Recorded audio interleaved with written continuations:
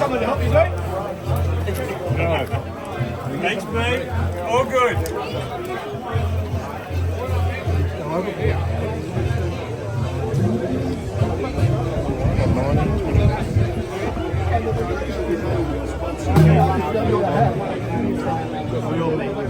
Saving for someone special like us.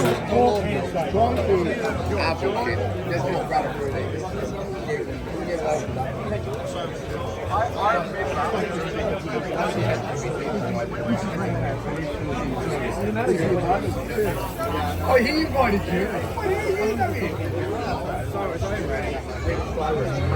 And you can actually get on board.